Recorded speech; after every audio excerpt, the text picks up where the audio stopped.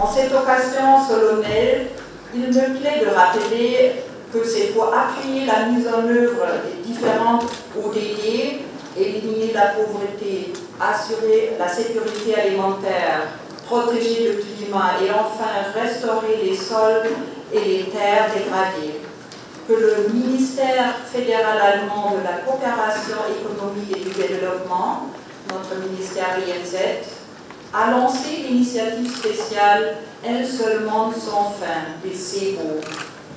Cette initiative comporte plusieurs piliers, des programmes globaux, c'est-à-dire intercontinentaux, dans le programme global ProSol, qui veut dire protection et réhabilitation des sols pour améliorer la sécurité alimentaire. Le programme est mis en œuvre dans 7 pays dans le monde, dans le Bénin, où il a commencé ses activités depuis mars 2015. Et je salue à cet effet les délégations venues des 6 autres pays, à savoir, encore une fois, le Burkina Faso, l'Éthiopie, l'Inde, le Kenya, le Madagascar et la Tunisie. Et bien sûr aussi nos collègues de l'unité de pilotage à Bonn en Allemagne.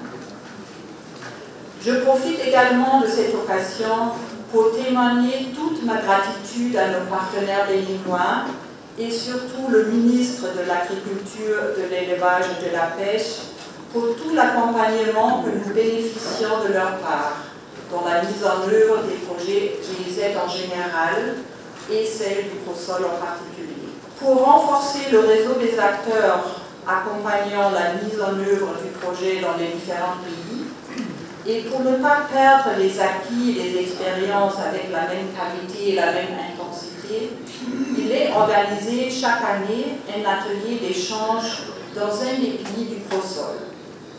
En 2020, c'était le tour du Bénin. Mais il s'est passé quelque chose qui a tout bouleversé. Je pense que vous savez tous de quoi je parle. Et pendant 2 ans, il n'avait aucun moyen de voyager et de nous voir en direct. Nous avons donc une raison de plus de nous attendre les uns les autres et de profiter pleinement de cette rencontre. Nous sommes particulièrement heureux que le Bénin ait l'occasion et l'honneur de vous ouvrir ses portes, seulement avec 2 ans de retard. Mesdames et messieurs les participants, au cours des prochains jours, vous aurez échangé sur le thème « Préparer les sols pour une transition agroécologique ». Ce thème vise non seulement à partager les enseignements tirés et à s'inspirer mutuellement de la protection et de la réhabilitation des sols, mais il vise aussi à travailler conjointement sur des sujets communs et à créer ensemble des solutions agroécologiques au profit de l'économie de nos différents pays. Cette année, l'atelier met l'accent sur les sols en lien avec l'agroécologie, donc 2 sujets qu'on ne peut dissocier. Les sols sont indispensables pour notre vie sur Terre et la vie sur Terre dépend de nos sols. L'agroécologie, quant à elle, est une pratique agricole appliquée qui est en fait bien plus ancienne de nous tous ici. Mais aujourd'hui, c'est aussi une approche scientifique et un mouvement social et politique bien établi. Elle représente une approche systémique qui tient compte des aspects écologiques et socio-économiques, tout au long des chaînes de valeur des différents systèmes agricoles et alimentaires, et référence est faite également à la stratégie de la ferme à la fourchette de l'Union européenne. Son objectif est de rendre les systèmes agricoles et alimentaires plus durables et plus résistants aux crises et plus sains pour nous tous. L'équité et la justice, ainsi qu'une plus grande régionalisation de la production agricole, sont considérés comme indispensables pour atteindre cet objectif. La mise en œuvre des mesures contextuelles est prise en compte, sans oublier bien sûr les effets climatiques et sociaux.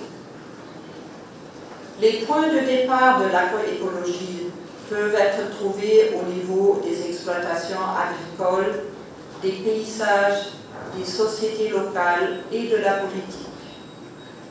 Les principes agroécologiques de la santé des sols et la santé humaine, les principes de la biodiversité, du recyclage, de la réduction des intrants, de la bonne gouvernance des terres et d'autres ressources naturelles, tout comme la diversification économique et la production conjointe des connaissances, font également partie du caractère unique de l'ADN de ProSol. Ces principes constituent également des aspects importants pour le secteur vert au Bénin. Les approches agroécologiques requièrent la production conjointe de connaissances par le biais d'échanges d'égal à égal entre nos différents projets dans le secteur, mais également entre les scientifiques et les agriculteurs, la vulgarisation participative, le secteur privé et tous les autres acteurs concernés par le système alimentaire respectif.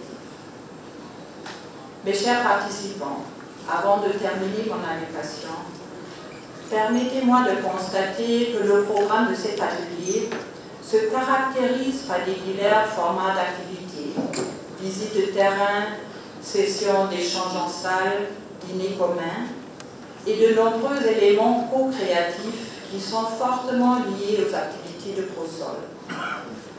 La visite de terrain prévue dans l'une des régions du projet sera une excellente source d'inspiration et l'occasion pour vous d'en savoir un peu plus sur le travail fait ici au Bénin avec nos partenaires. Et ça vous permettra également d'avoir un aperçu de ce beau pays, de discuter des expériences faites, de réfléchir ensemble aux défis et aux solutions, au travers de l'exemple d'autres pays, ainsi que d'entrer en contact avec les partenaires et les bénéficiaires.